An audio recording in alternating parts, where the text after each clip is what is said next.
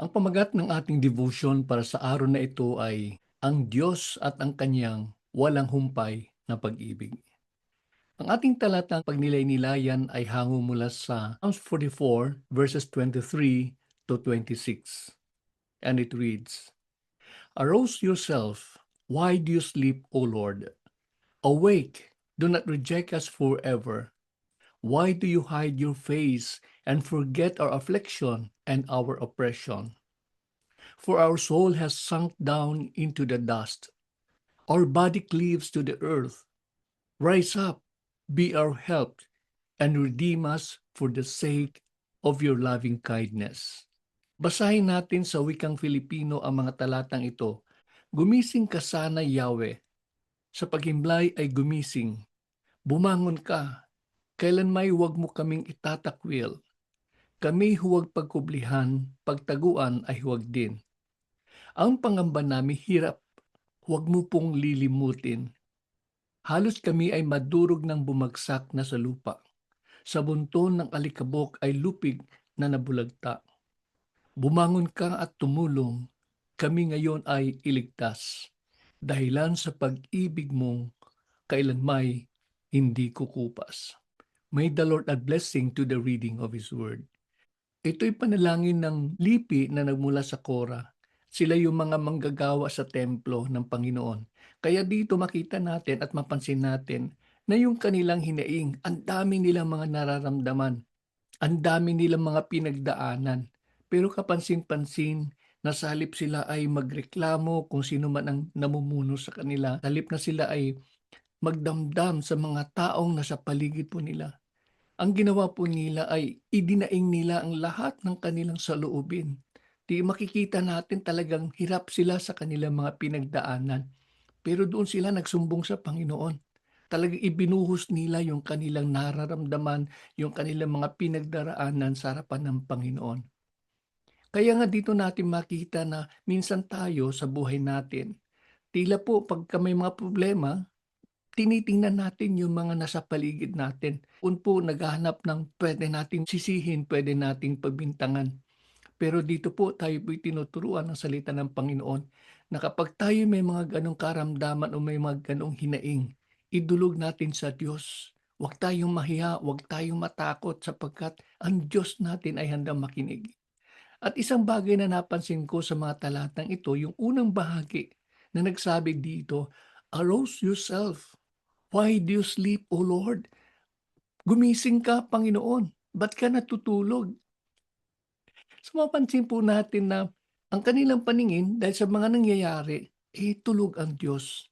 Ito po ay meron pong talata na kung saan ay meron siyang paralisem, na kung saan ay matagpuan natin sa Marcos 4, ang sabi po, versikulo 38, Jesus himself was in the stern, asleep on the cushion, and they woke him and said to him, "Teacher, do you not care that we are perishing?"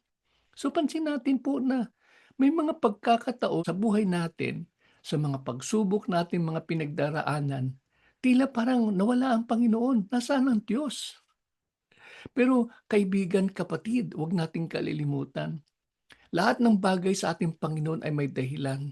At dito po makikita natin na tila sinusubok ng Panginoon ang pananampalataya, anumang faith mayroon, kanyang mga anak. Kaya nga dito po talagang napakahalaga na tayo po'y manampalataya sa Kanya. Kasi po lahat ng bagay ay kontrolado ng Panginoon.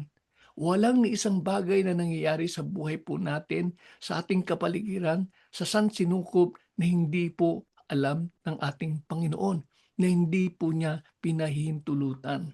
Kaya nga po sa pagpapatuloy, makipapansin po natin dito sa lahat ng litanya na kanilang karaingan sa harapan ng Diyos. Pansinin po natin, habang sila po nananalangin, unti-unti ang Panginoon din po nagpapahayag na ang Diyos ay naririyan lang. Hindi po siya nagpapabaya. Sa huling bahagi ng talata 26, mapansin po natin, ang sabi po, "Redeem us for the sake of your loving kindness." Ano pong ibig sabihin po nun? Panginoon, tulungan niyo po kami sa pamamagitan po ng iyong habag, sa pamamagitan po ng iyong kagandahang loob. Kaya po, tingnan natin sa iba't ibang mga translation. Sa magandang balita, ang ginamit po na talata ay kagandahang loob. Ito ay patungkol sa kabutihan ng Diyos sa kanyang biyaya. Sa bagong sanlibutan sali naman, ang ginamit po nila mga salita ay maibiging kabaitan o maibiging kabutihan. At sa panghuli po, ng ginamit po na salita, ang pag-ibig at ang habag ng ating Panginoon.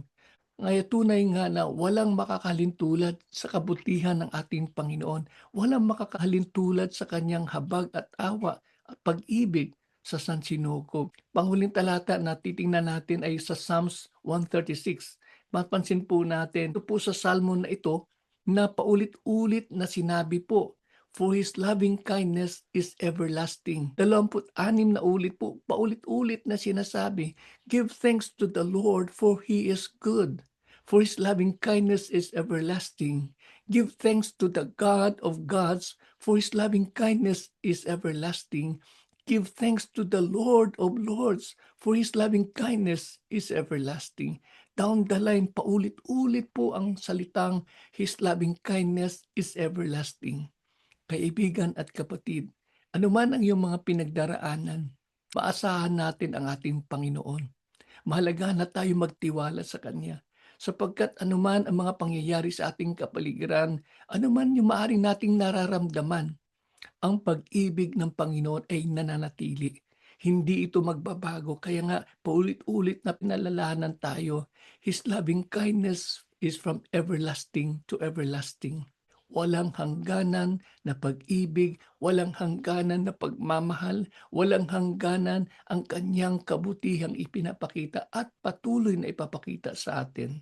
Tayo'y manalangin. Panginoon, maraming salamat sa araw na ito na muli mo po kaming kinatagpo, na muli mo kaming pinalalahanan na sa gitna na maaari pong mga nararamdaman po namin, sa gitna na maaari po namin mga pinagdaraanan. Panginoon, ni minsan hindi nyo kami pinababayaan. Ni minsan hindi po nyo iwinaglit ang iyong pagtingin sa bawat isa sa amin.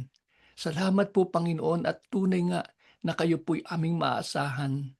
Patuloy lamang Panginoon na kayo'y gumabay po sa amin. Ilapit niyo po ang iyong pong presensya upang sa gayon, Panginoon amang banal, walang anumang sandali, Panginoon, na mawalay po ang aming paningin, ang aming pananampalataya, sapagkat tunay nga po, Diyos, hindi ka nagbabago.